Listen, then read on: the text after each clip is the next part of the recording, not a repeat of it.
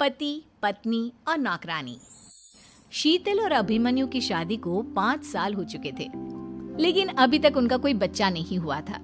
इसकी वजह से शीतल और अभिमन्यु परेशान रहते थे, लेकिन उन दोनों से ज्यादा परेशान थी शीतल की सास, यानी अभिमन्यु की माँ जानकी देवी। जानकी देवी चाहती थी कि जल्दी से जल्दी उनकी गोद में पोता या पोती आ जाए, और इसीलिए वो अपनी बहू शीतल को लेकर एक दिन हॉस्पिटल पहुंची।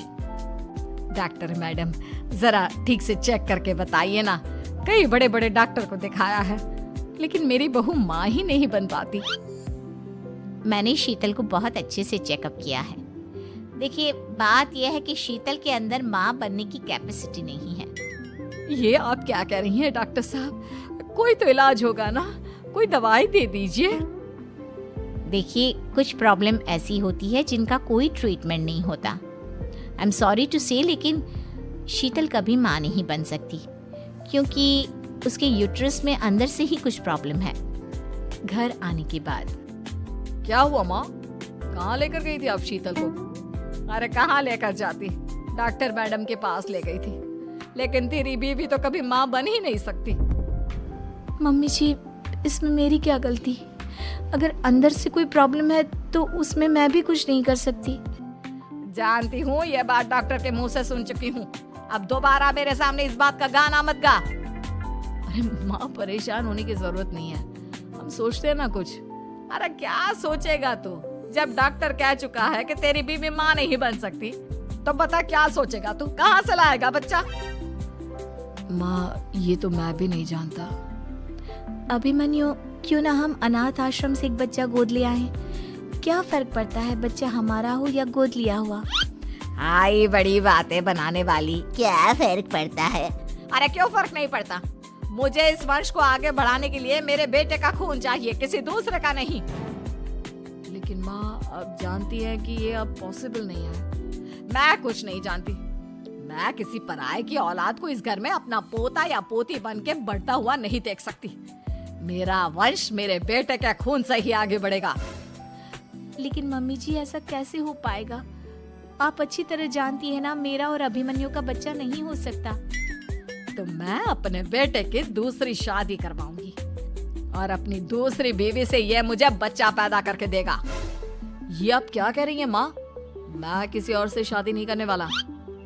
मेरे रहते हुए आप अभिमन्यु की शादी किसी और से करवाएंगी? मम्मी जी, आप ऐसा कैसे कर सकती हैं? तू बस देखती जा बहू, मैं ऐसा कैसे कर सकती हूँ।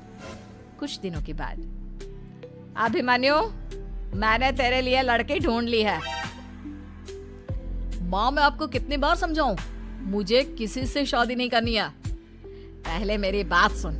ये जो चमेली है ना, हमारे घर में काम करने आती है, वो तुझसे शादी करने के लिए तैयार है। मम्मी जी, आप अभिमन्यु की शादी एक नौकरानी के साथ करवाएंगी? वो इसलिए क्योंकि चमेली दिखने में बहुत खूबसूरत है, बच्चा भी सुंदर ही होगा। मम्मी जी, लेकिन एक बच्चे के लिए अपने बेटे की शादी नौकरानी के साथ करवाना, क्या ये सही है? अगर अभिमन्यु ने शादी नहीं की ना, तो मैं अपनी जान दे दूंगी। अब देख लो, अगर तुम्हें अपनी माँ की जान प्यारी है तो तुम्हें इस नौकरानी के साथ शादी करनी ही होगी। इस तरह जानकी देवी अपने बेटे अभिमन्यु की शादी नौकरानी चमेली के साथ करवा देती है। कुछ दिनों के बाद, नौकरानी से मालकिन बन के तो मजा आ गया। अब तो मैं इस घर की मालकिन हूँ। देखो, अपने आप को ज्यादा मालकिन समझने की कोशिश मत करो। एक बार तुम्हारा और अभिमन्यु का बच्चा इस दुनिया में आ जाए, उसके बाद तुम इस घर से हमेशा के लिए चली जाना। अरे जाओ जाओ, किसी और के आगे बातें बनाना। एक बच्चा तो पैदा नहीं कर सकी, बढ़िया आई। जाओ जाकर मेरे लिए कॉफी बना कर लाओ। नौकरानी मैं हूँ या तुम? मम्मी जी, देखिए ना शीतल मुझसे किस तरह से बात कर रही है। शीतल, तुम्हें पता है ना चमेली प्रेग्नेंट है, मेरे बेटे के बच्चे की माँ बनने वाली है। वो जैसा कहती है वैसा करो। लेकिन मम्मी जी, वो मुझे नौकरों की तरह ट्रीट कर रही है। अरे तो करेगी ना, वैसे भी बहू तुम हो किस काम की? एक बच्चा तो पैदा नहीं कर सकती। जाओ अब घर के सारे काम करो और चमेली को आराम करने दो। थैंक यू मम्मी जी, भगवान आपका भला करे। आप नहीं होती तो मैं नौकरानी से महारानी कैसे बनती। देखो, तुम्हें जो चाहिए सब मिलेगा। खूब खाओ जियो, मजे की जिंदगी जियो, लेकिन बस मुझे एक बच्चा पैदा करके दे दो। कुछ दिनों के बाद, मम्मी, बच्चे के लिए आपने मेरी शादी चमेली के साथ करवा तो दी, लेकिन दिन और रात का चैन मिट गया है। सारा दिन शीतल और चमेली की बहस चलती रहती है। अब शीतल को इस घर में रखने से क्या होगा? मैं तो कहती हूँ उसे घर से निकाल दो, है भी किस काम की। मैं ऐसा नहीं कर सकता माँ, वो मेरी पत्नी है, उससे बहुत प्यार करता हूँ मैं। तुम्हारी पत्नी चमेली है, चमेली, उससे प्यार करो। अरे तुम्हारे बच्चे को जन्म देने वाली है वो। अभिमन्यु, मैं खुद ही इस घर से चली जाती हूँ। वैसे भी अपने ही घर में नौकरों की तरह रहकर परेशान हो चुकी हूँ। घर की नौकरानी मेरे ऊपर हुक्म चलाती है, वो तुम्हारी पत्नी बन चुकी है। अब मेरा इस घर में क्या काम?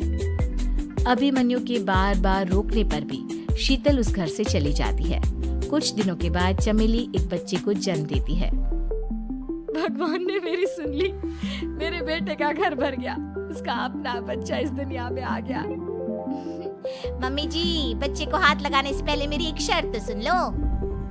तुम कहना क्या चाहती हो चमेली? आपकी मम्मी को बहुत शौक था ना अपने पोते को खिलाने का। अब देखो, इस दुनिया में हर चीज की कोई ना कोई कीमत तो होती है। तुम अपनी आधी प्रॉपर्टी मेरे नाम कर दो, बच्चा तुम्हारे नाम। अरे लेकिन मैंने अपने बेटे से तुम्हारी शादी करवाई है, अब ये सौदेबाजी कहाँ से आ गई? जो औरत अपनी बहू को घर से निकाल कर एक नौकरानी के साथ अपने बेटे की शादी करवा दे, वो तो सौदेबाजी कर ही सकती है ना। उसका कैसे भरोसा कर सकते हैं? मुझे बस आप लोगों की प्रॉपर्टी चाहिए, उसके बाद ही बच्चे को आप हाथ लगा सकते हैं। मैंने कहा था ना मम्मी, आप गलत कर रही हैं। देखिए, उसका नतीजा आपके सामने है। जब शीतल को पता चलता है कि अभिमन्यु और चमेली का बच्चा दुनिया में आ गया है, तो वो अपने घर पहुंचती है। अभिमन्यु, कहाँ है आपका बच्चा? क्या मैं उसे देख सकती हूँ? कुछ भी मत पूछो शीतल, माँ की हुई एक गलती हम लोगों पर भारी पड़ रही है। वो नौकरानी अपनी औकात पर आ गई है और अब हमसे अपनी आधी प्रॉपर्टी मांग रही है, वो भी बच्चे के बदले में। एक बात कहूँ अभिमन्यु, आप उससे कुछ भी देने से मना कर दो। अरे कैसी बात कर रही हो? मेरे बेटे की औलाद है उसके पास, ऐसे कैसे मना कर दे? मम्मी जी, वो अभिमन्यु का बच्चा नहीं है, वो चमेली और उसके बॉयफ्रेंड का बच्चा है। ये तुम क्या कह रही हो शीतल? ये देखिए वीडियो। चमेली और उसका बॉयफ्रेंड आपस में बातें कर रहे हैं कि उन दोनों ने मिलकर आपको बेवकूफ बनाया है और अब इस बच्चे के बदले आपसे प्रॉपर्टी भी हड़प लेंगे। हे भगवान, ये मुझसे क्या हो गया? ना तो बच्चा मिला और अपने बेटे की नौकरानी के साथ शादी करवा दी सो अलग। अब क्या होगा? मुझे माफ कर दो शीतल, मेरी वजह से तुम्हें बहुत तकलीफ हुई है। अभिमन्यु, मैंने कहा ना, उस नौकरानी को उसके बच्चे सहित इस घर से बाहर निकाल दो। लगता है मेरे अभिमन्यु का बाप बनने का सपना अधूरा ही रह जाएगा। अभिमन्यु, अपनी मम्मी से कहो कि परेशान ना हो। आपको याद है, एक बार हम एक IVF सेंटर गए थे, मैंने फिर से वहां जाकर बात की थी और आपको पता है, इस बार मैं प्रेग्नेंट हूँ, क्योंकि हमने वहां पर प्रोसीजर करवाया था जिसकी वजह से मैं प्रेग्नेंट हो गई थी। और इस बात का पता मुझे बस कुछ महीने पहले ही लगा है। हमारा बच्चा इस दुनिया में आने वाला है अभिमन्यु। मुझे माफ कर दो शीतल बहू, मुझसे बहुत बड़ी गलती हो गई। कोई बात नहीं माँ, लेकिन अब हमें उस धोखेबाज नौकरानी को इस घर से बाहर निकालना है और इस घर की मालकिन को वापस घर लाना है, वो भी अपने बच्चे के साथ।